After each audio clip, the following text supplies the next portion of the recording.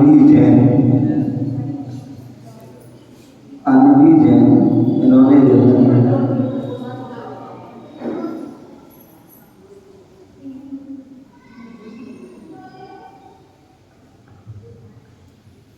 नमोस्तु गुरुवर। वाचन चल रहा है, व्याख्यान चल। स्वाध्याय मृतम भोजनम। स्वाध्याय एक अमृत भोजन है। बोले हम सामान्य भोजन करते हैं तो उससे हमारा शरीर स्वस्थ रहता है, व्यवस्थित रहता है, लेकिन हम ज्ञान रूपी भोजन का करते हैं तो उससे आत्मा हमारी स्वस्थ रहती है। और इसलिए स्वाध्याय करना आवश्यक है। अब बच्चे स्वाध्याय कैसे करें? तो बच्चों के लिए स्वाध्याय भी हमारे यहाँ सबसे पहले तो 5 भेद आते हैं। वाचना, प्रच्छना, अनुपेक्षा, आमनाय, धर्मोपदेश। ये 5 जो है क्या है? स्वाध्याय के भेद हैं। वाचना यदि हम सक्षम हैं तो प्रथमानुयोग का ग्रंथ का स्वाध्याय कर सकते हैं, अथवा यदि हम सक्षम नहीं हैं तो परिवार के साथ बैठ करके हम उसको सुन सकते हैं, अथवा बच्चे हैं तो बच्चों की जो है पाठशाला लगती है, और यदि हम पाठशाला में आते हैं और हम अपने विषय को पढ़ते हैं, समझते हैं, तो वो भी एक स्वाध्याय। तो पाठशाला नहीं लग पाती है तो जो साधु जन पढ़ा रहे हैं तो उसको पढ़ लेते हैं तो भी स्वाध्याय हो जाता है।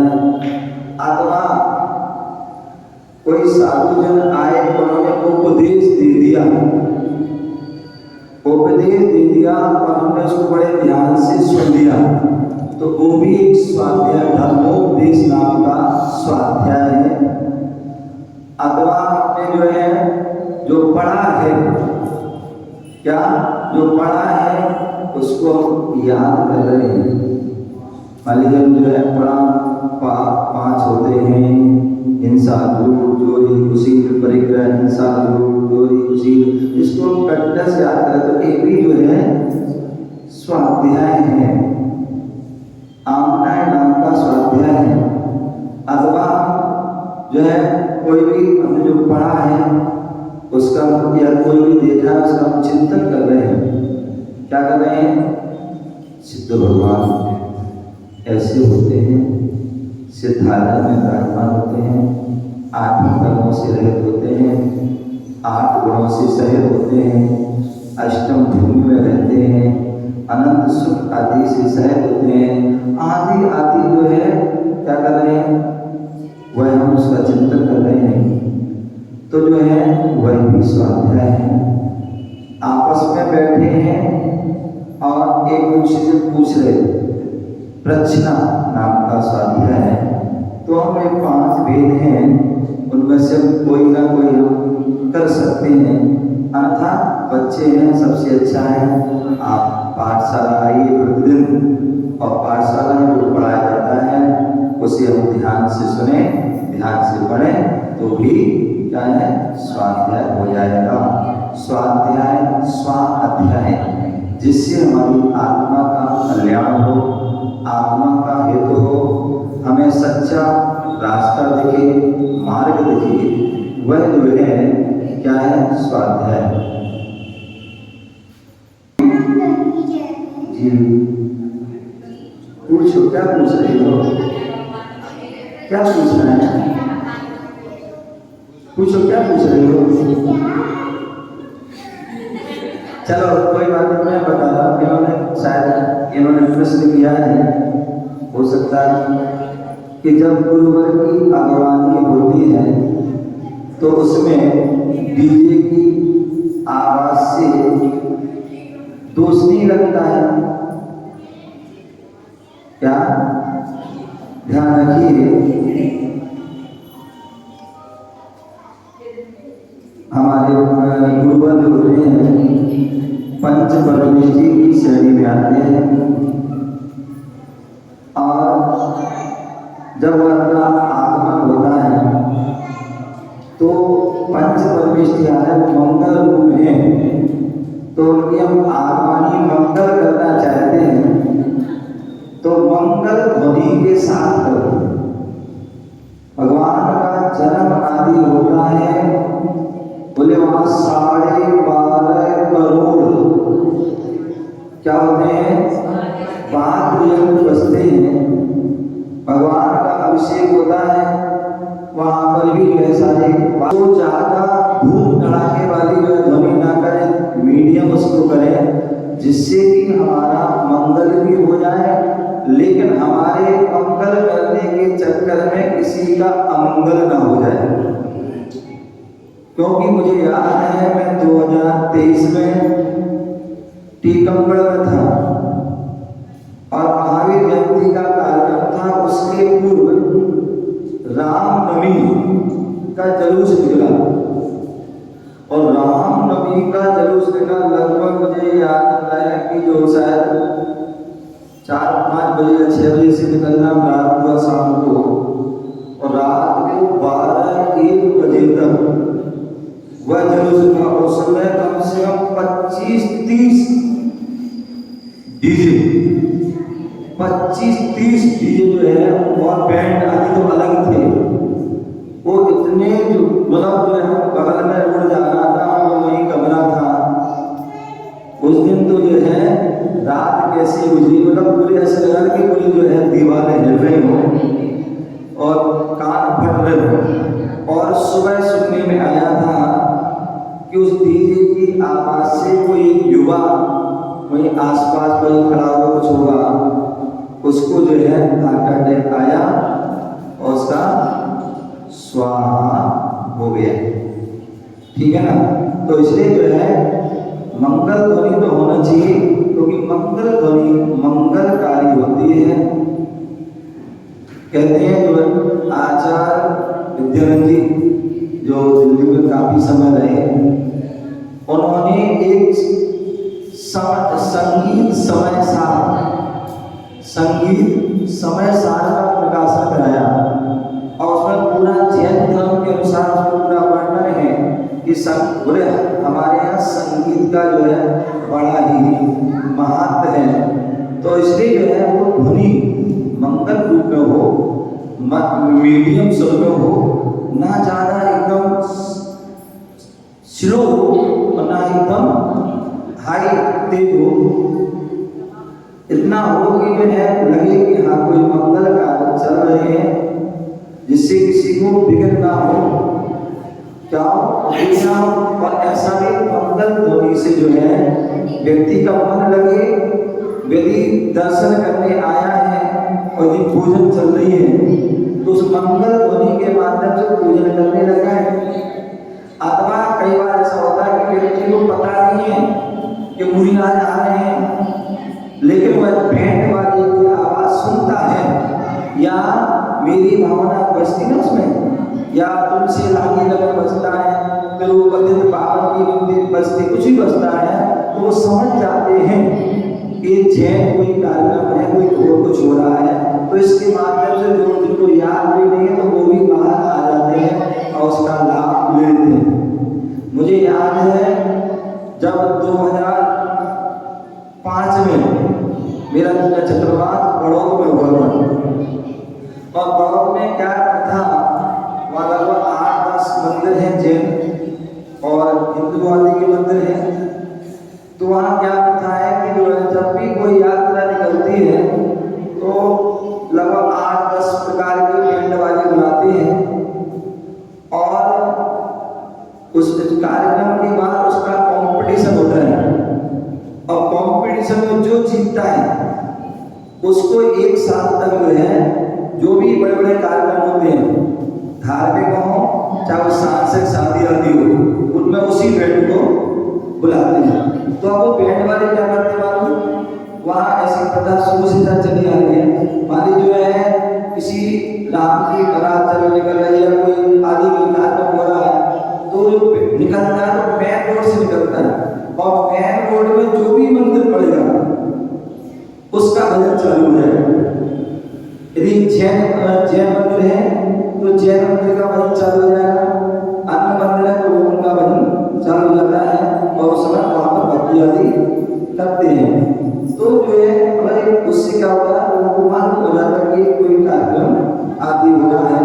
तो इसलिए मंगल ध्वनि तो होना चाहिए, लेकिन वो मंगलकारी होना चाहिए, अमंगलकारी किसी का अमंगल ना हो जाए।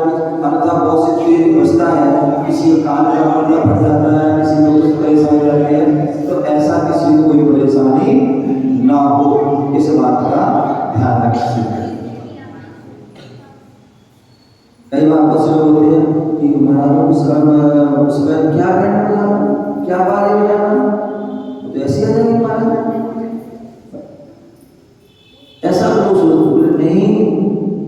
जब आपके घर में शादी होती है, आपके यहाँ जो है बर्थडे मनाया जाता है, आपके यहाँ जो कोई शादी की सालगिरह मनाई जाती है, तो आप इतना कुछ नहीं करते हैं। अभी आज तो सुबह में बता रहा था कि आज तो मरने में भी लोग इतना कुछ करते हैं कि कुछ ना कुछ, मैं कह रहा हूँ बैंक्वेट हॉल में पार्टी आदि होती है, तेरे होती है, वो क्या बोलते हैं आदि आदि, और बाकी आदि बजते हैं, जैसे बहुत सी चीजें होती हैं। जब हम ग्रस्तों के सांसारिक कार्यों में ये सब करते हैं और मैं तो पाप का ही अर्जन होना है, तो साधुओं की जो है आ रहे हैं तो उनकी अगवानी में यदि हमने बैंड आदि कर दिया, डीजे आदि बजा दिया, मंगल ध्वनि कर दी, तो उससे तो आपका निश्चित ही जो है मंगल होना है।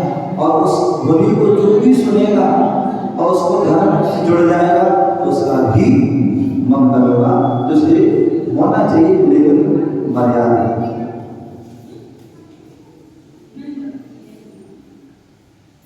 एक आबू ही जैन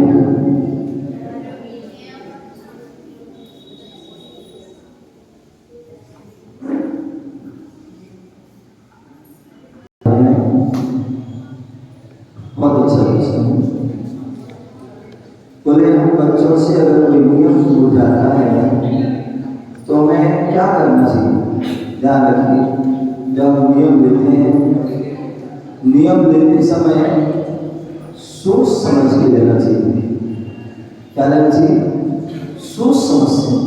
हम जितना पालन कर सकते हैं उतना ही लेना चाहिए, उससे अधिक नहीं लेना चाहिए। और जब हम नियम ले लेते हैं तो हमारे यहाँ का एक जो सूक्ति आती है, रघुकुल रीत सदा चले आई, प्राण जाए पर वचन नहीं जाए। या तो आप नियम लो नहीं और नियम ले लिया है तो हमें उसका पूरा पालन करना चाहिए। और फिर भी यदि कोई भूल से तो पूछ लेना चाहिए, और फिर भी यदि धोखे में हो जाता है तो फिर जो है जिनसे हमने नियम लिया, जिनसे नियम ध्यान रखना, नियम जब भी लेते हैं हम कभी भी जो है भगवान के सामने नहीं लेना चाहिए। भगवान के सामने नहीं लेना चाहिए। क्यों? भगवान के सामने आपने नियम लिया और कुछ भी खंडित हो गया तो फिर कौन उसका जवाब देगा? तो इसलिए गुरुजन के सामने ही लेना चाहिए। गुरुजन के सामने आप लोगे तो गुरुजन पहले ही आपको कोई ना कोई रास्ता बताएंगे, कोई आपको बात समझाएंगे। यदि ऐसी ऐसी परिस्थिति आने पर आप विशेष परिस्थिति छूट रहो, भले आपने कहा छूट रहो, तो उससे क्या होगा, आपका कोई परेशानी आती है, आप लेते हो तो उसमें नियम खंडित नहीं होता है। अथवा यदि कोई खंडित हो भी गया तो हम उनके पास जाकर के उनसे उसका प्रायश्चित ले सकते हैं। तो जब भी नियम लो, गुरुओं से लो, और नियम लो सोच समझ के लो। क्या लो? सोच समझ के लो। और जब ले लिया तो फिर हमें उसका पूरा क्या होना चाहिए? पूरी शक्ति के साथ उसका आगे पालन करना चाहिए। ठीक है ना? और कई बार ऐसा होता है, मान लीजिए नियम लिया और नियम टूट गया, मतलब कोई हमें दोष लग गया।